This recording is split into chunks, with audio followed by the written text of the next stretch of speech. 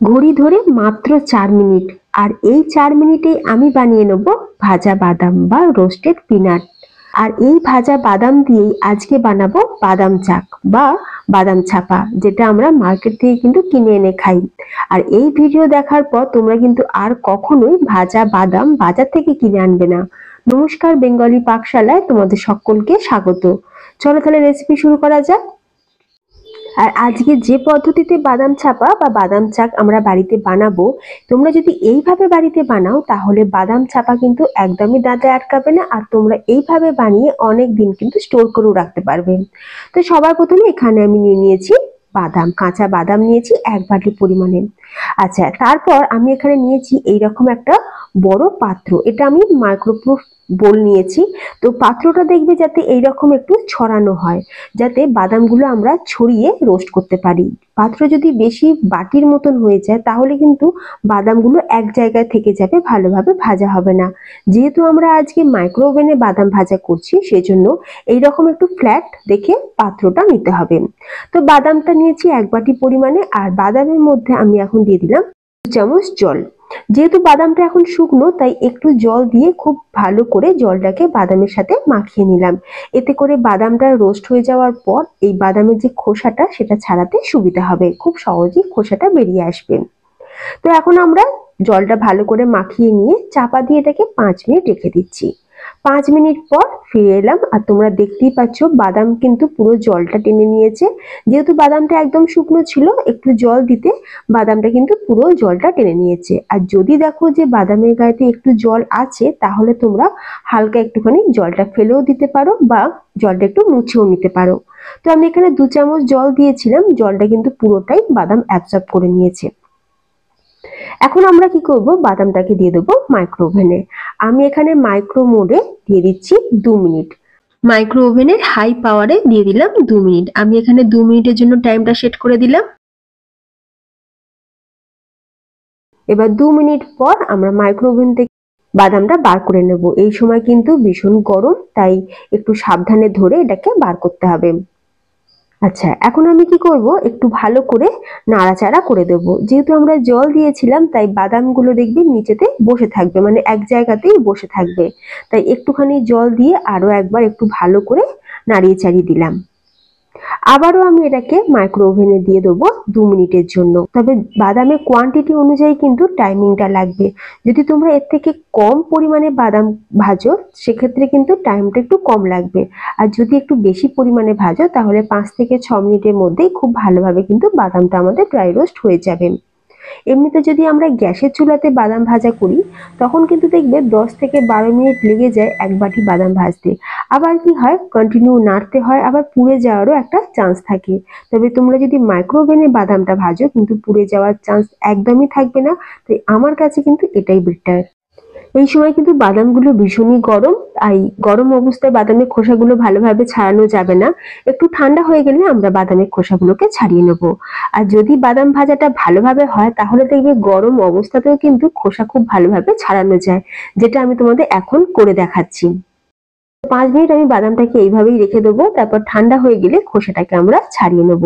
বাদামের খোসা কিন্তু খুব সহজেই ছাড়ানো হয়ে যাচ্ছে। আর বাদামগুলো তোমরা দেখে বুঝতেই পারছো, প্রত্যেকটা বাদাম কিন্তু খুব সুন্দরভাবে রোস্টেড হয়েছে। এতটুকুও বাদাম কিন্তু পুড়ে যায়নি। আর বাদামের কালারটা দেখে তোমরা বুঝতেই পারছো যে বাদামটা দেখো কত সুন্দরভাবে ড্রাই রোস্ট হয়েছে।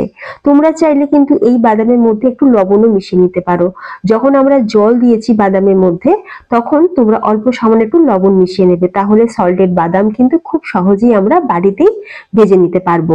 আর দোকান থেকে কিনে খাওয়ার কিন্তু কোনো প্রয়োজন নেই। এইভাবে বাদাম ভাজা করে তোমরা অনেকদিন স্টোর করেও রাখতে পারবে। আচ্ছা, এখন আমরা এই বাদাম দিয়ে বানাবো বাদাম ছাপা বা বাদাম চাক।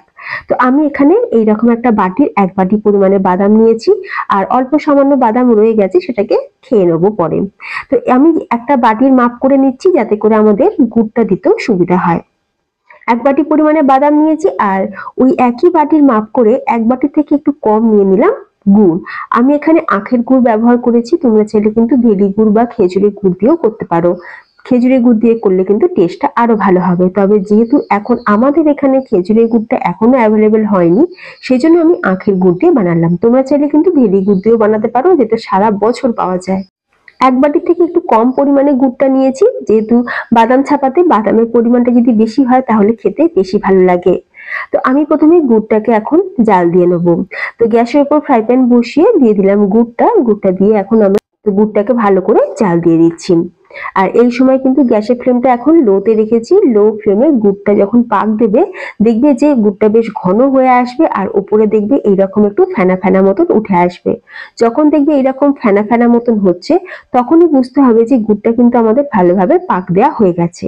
তো গুড়টা যে ভালো করে পাক দেওয়া হয়েছে সেটা ভালোভাবে বোঝার জন্য আমি একটা বাটির মধ্যে একটু জল নিয়েছি, আর তাতে আমি এখানে 1 থেকে 2 ফোঁটা একটু গুড় এই জলের মধ্যে দিয়ে দিচ্ছি। তারপর 10 সেকেন্ড ওয়েট করব।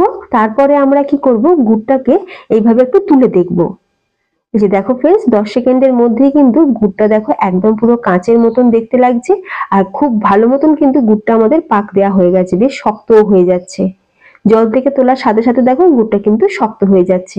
এতেই বুঝতে হবে যে গুড়ের পাকটা আমাদের ভালোভাবে দেওয়া হয়ে গেছে। এখন আমি কি করব, বাদামগুলোকে দিয়ে দেবো।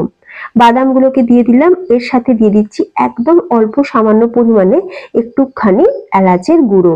তবে এলাচের গুঁড়োটা কিন্তু অপশনাল, চাইলে তোমরা নাও দিতে পারো। তবে অল্প সামান্য এলাচের ফ্লেভারটা কিন্তু এই বাদাম চাকাতে ভীষণ ভালো লাগে। ছোট এলাচের দানাগুলোকে গুঁড়ো করে নিয়েছিলাম, সেটা দিয়েছি। এখন খুব ভালো করে বাদামটাকে গুড়ের সাথে আমরা মিশিয়ে নিচ্ছি। গ্যাসের ফ্লেম কিন্তু এই সময় একদম লোতে রাখতে হবে, না হলে গুড়টা পুড়ে যাবে। আর গুড় যদি পুড়ে যায় তাহলে বাদাম চাপা কিন্তু তেতো হয়ে যাবে। তো লো ফ্লেমে আমি খুব ভালো করে বাদামগুলোকে মিশিয়ে নিচ্ছি। একবার ভালো করে একটু নাড়াচাড়া করে নিলাম, এরপর গ্যাসের ফ্লেমটাকে অফ করে দিলাম। দেখো বেশ গাঢ় হয়ে গেছে, এর থেকে বেশি ঘন কিন্তু আমি আর করবো না, তাহলে কিন্তু গুড়টা পুড়ে যাবে। আমি এখন এটাকে ঢেলে দেবো একটা ননস্টিক তাওয়ার মধ্যে। আর এই ননস্টিক তাওয়াতে আমি একটু ঘি মাখিয়ে রেখেছিলাম। তারপরে এই বাদামের মিশ্রণটা গরম থাকতে থাকতেই আমরা এখন এই চাটুর মধ্যে দিয়ে দিলাম। এটা কিন্তু গরম থাকতে থাকতেই করতে হবে, আর খুব তাড়াতাড়ি করতে হবে, যেহেতু গুড় ঠান্ডা হলেই কিন্তু জমতে শুরু করবে।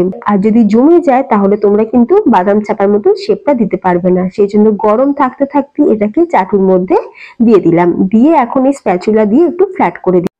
এই বাদাম চাবাটা খেজুরের গুড় দিয়ে করলে এতটা স্টিকি হতো না, তখন কিন্তু যে কোনো বাটার পেপারে বা যে কোনো পাত্রে কিন্তু ঢালা যেত। যেহেতু আখের গুড় বা ভেলি গুড় একটু স্টিকি হয়, তাই এইরকম ননস্টিক তাওয়াতে করলেই কিন্তু বেশি বেটার হবে। এরপর একটা নাইফের সাহায্যে আমি এইভাবে ওপর থেকে একটু করে দাগ দিয়ে দিচ্ছি। এইভাবে প্রথম থাকতে যদি একটু দাগ দেওয়া যায় তাহলে বাদাম চাপাগুলো কাটার সময় খুব সহজেই কিন্তু কাটিংটা হয়ে যায়। এরপর এটাকে আমরা ঠান্ডা হতে দেব। যখন এটা পুরোপুরি ঠান্ডা হয়ে যাবে তখন আমরা চাটু থেকে ডিমোল্ড করব। আমার কাছে এই ননস্টিক তাওয়াতেই কিন্তু বাদাম চাপাটা সেট করতে একদম পারফেক্ট লাগে। তোমরা চাইলে কিন্তু বাটার পেপারের মধ্যেও বাদাম চাপাটা সেট করতে পারো, কোনো অসুবিধা নেই। আর বাটার পেপার না থাকলে তোমরা এইরকম ননস্টিক তাওয়ার মধ্যে একটু বাটার লাগিয়ে বাদাম চাপাটাকে ঢেলে দিতে পারো, তাতেও কিন্তু খুব সুন্দরভাবে সেট হয়ে যায়। আচ্ছা, এবার আমরা ননস্টিক প্যান থেকে বাদাম চাপাটাকে তুলে নিলাম ঠান্ডা হয়ে যাওয়ার পর, কারণ ননস্টিক তাওয়ার মধ্যে আমরা কখনোই ছুরি দিয়ে কাটবো না, তাহলে একটা দাগ হয়ে যাবে। সেজন্য এটাকে তুলে নিয়ে এবার চপার বোর্ডের মধ্যে রেখে এখন আমি এটাকে সুন্দর করে কাটিং করে নিচ্ছি। আর যেহেতু আমরা হালকা দাগ দিয়ে রেখেছিলাম, তাই কাটিংটা করতে কিন্তু সুবিধাই হবে। আমার মেয়ে অপেক্ষা করছে কতক্ষণে এই বাদাম চাপাটা রেডি হবে আর কতক্ষণে ও খাবে। সমানে বলে যাচ্ছে, মা আর কতক্ষণ, আর কতখানি বাকি। তো আমি ওকে বললাম যে একটু ওয়েট কর, হয়েই এসেছে। তো আমি দেখো খুব সুন্দর করে এখন এই কাটিং গুলোকে করে নিচ্ছি। খুব সুন্দরভাবে এগুলো কাটিংও হয়ে যাবে। আর এত সুন্দর আর এত মজার বাদাম চাপা আমরা যদি ঘরেই বানাতে পারি তাহলে দোকান থেকে কেনার কোনো মানেই হয় না। আর দোকানে এইরকম একটা ছোট এক পিস বাদাম চাপার দামই কিন্তু 10 টাকা নেয়, আর সেটা খেয়ে কিন্তু মনও ভরে না। বাড়িতে যদি এইভাবে একবার বানিয়ে রেখে অনেক দিন যদি স্টোর করা যায় তাহলে দেখবে অফ টাইমে খেতে এগুলো বেশ ভালো লাগে। তো বাদাম চাপাগুলো আমার রেডি হয়ে গেছে। আমি একটা কন্টেনারের মধ্যে এগুলোকে তুলে রেখে দিলাম। এইভাবে আমি বাদাম চাপা বাড়িতে বহুবার বানিয়েছি আর এইভাবেই স্টোর করে রাখি।